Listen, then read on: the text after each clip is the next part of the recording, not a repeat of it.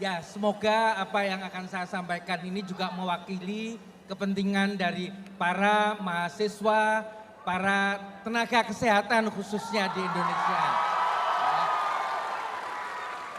Jadi semalam debat capres itu salah satu capres menyampaikan kalau kita kekurangan sebesar 140.000 dokter katanya, sehingga berencana membangun 300 fakultas kedokteran baru katanya.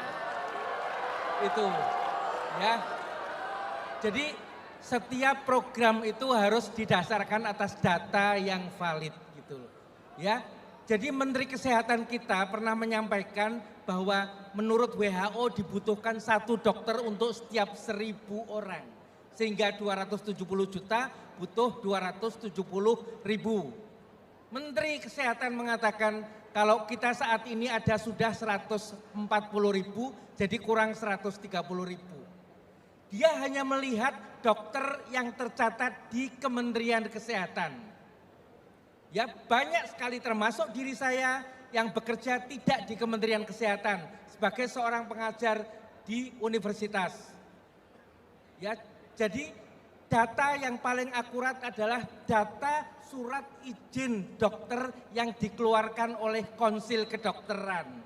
Dan sampai dengan 30 Agustus 2022, ya, jumlah dokter kita itu ada 168.000 dokter umum dan ada 42.000 dokter spesialis. Totalnya ada 210.000.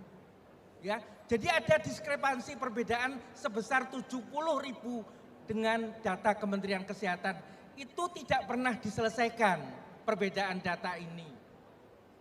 Jadi kalau kita bilang mau bangun fakultas kedokteran baru, ya, sejak disahkannya Undang-Undang Kesehatan selama Juli sampai sekarang, 6 bulan terakhir sudah berdiri 25 fakultas kedokteran baru.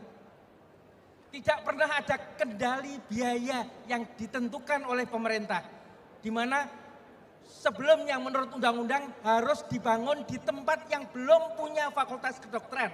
Artinya harusnya 80% itu di luar Jawa.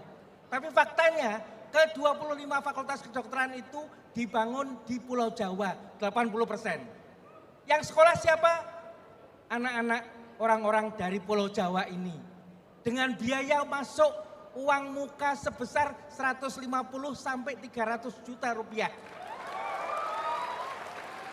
Dan uang SPP-nya sebanyak sekitar 20 sampai sekitar 40-an juta. Yang negeri 15-20 jutaan, yang swasta 30 sampai 40 juta. Kalau mereka selesai kuliah nanti, mereka orang Jawa, sekolahnya bayar mahal, tidak ada pemerintah hadir di situ, mereka kemana nanti? Pasti akan tetap tinggal di Jawa. Jadi persoalan yang kita hadapi adalah persoalan distribusi. Ya, Perhimpunan Dokter Gigi mengatakan dari 10.100 puskesmas yang ada 3.200 puskesmas yang tidak punya dokter gigi. Jadi pertanyaannya, kenapa kok puskesmas itu tidak didatengin oleh dokter? Padahal lulusan dokter gigi itu 2.500 setiap tahunnya. Artinya ada masalah distribusi. Ya, jumlah dokter umum di Jakarta itu 1 setiap 600 orang. Tapi di Sulawesi Barat jumlah dokternya 1 untuk 11.000 orang. Itu fakta semuanya. Jadi perbedaan ini, dan saat ini ya, dengan sejumlah 95 fakultas kedokteran yang kita punya sekarang ini, itu tiap tahun dihasilkan 14.000 dokter baru. Dalam 10 tahun artinya apa? Kebutuhan dokter yang dibutuhkan kalaupun itu sudah akan terlewati. Dalam 10 tahun lagi jumlah dokter kita akan meningkat 65%, padahal Badan Statistik, Pusat Statistik mengatakan penduduk Indonesia 10 tahun lagi itu sampai 302 juta. Jadi naiknya cuma 11%. Jadi kita nggak bisa dirikan fakultas kedokteran hanya untuk periode 5 tahun ditutup nanti. Iya. Itu artinya Tidak bisa program itu dibuat dan tadi salah kaprah tadi semuanya. Siap. Begitu. Prof. Zainal, terima kasih. Ini semua kenal kan Prof. Zainal ini? Beberapa waktu yang lalu mendapatkan masalah ya kelihatannya beliau ini. Sebetulnya bukan beliau yang punya masalah, pihak lain yang punya masalah.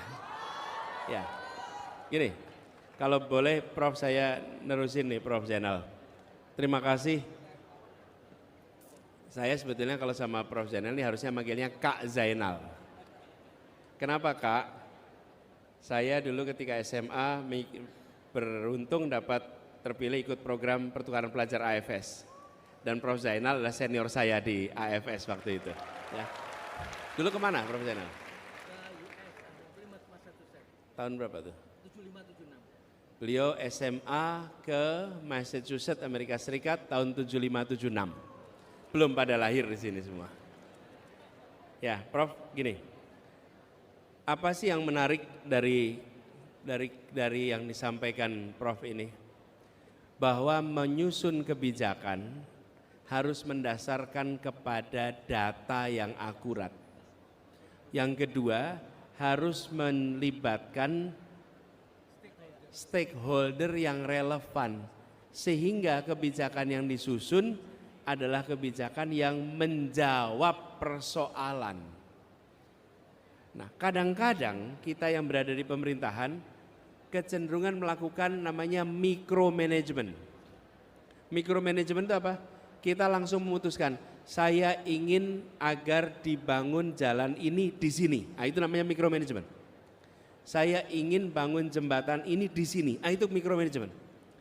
Kalau pemerintahan, apalagi di kepemimpinan yang makin tinggi, yang harus dimiliki itu namanya micro question. Apa micro question itu? Micro question itu gini, bagaimana daerah ini lalu transportasinya terjadi dengan baik. Lalu muncul jawabnya, jalannya diperbaiki, kendaraan umum diperbaiki. Jadi solusinya itu adalah solusi yang sesuai dengan apa yang dibutuhkan. Kepemimpinan memberikan yang namanya micro questions, bukan micro management. Jadi ketika bicara kepemimpinan nasional,